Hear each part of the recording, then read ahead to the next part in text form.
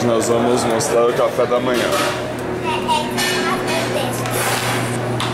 Não é pra pegar ainda, só mostra o que tem e depois a gente pega.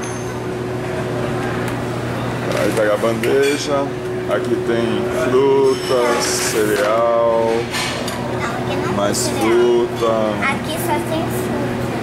Aqui é um cereal, né? Aí tem prato. Good morning. O que é aquilo ali? Queca e French toast. Isso. Aí tem um pãozinho, tem uma gororoba, aveia, mingau. Oi? Tem ovo na sala. Ovo, chama omelete. O ovo mexido. Mas para ovo mexido, né? Aí tem de batata, que é cebola, linguiça, bacon.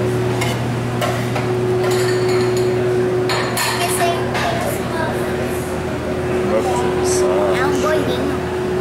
E tem cereais em caixinha. Tem os outros cereais lá no fundo.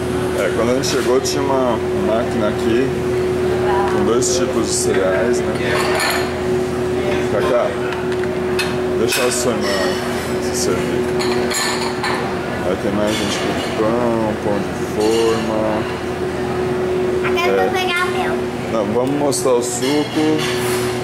Mas eu tô com fome. Rapidão. Vai, mostra rapidão.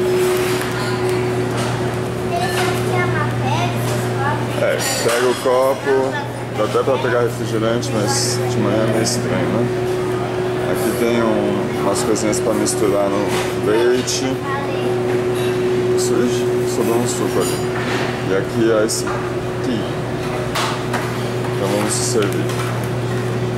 Aí paga ali no caixa, né? Depois vai para as mesas. Que fome, hein, Cacá? O que é esse negócio aí?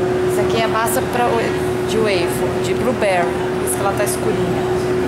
Tem o original aqui, eu tô fazendo a de blueberry. Tá.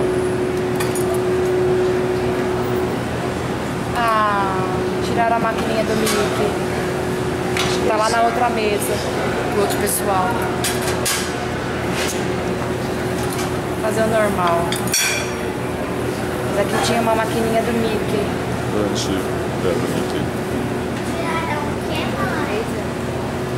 Vai que tá acabando a bateria. Maquininha do Mickey. Trocar a bateria. Para de filmar agora, só filma quando estiver pronto. Só fechar. Fecha. Em alguns segundos, uns minutinhos vai estar pronto. Depois a gente vai mostrar a maquininha do Mickey que sumiu.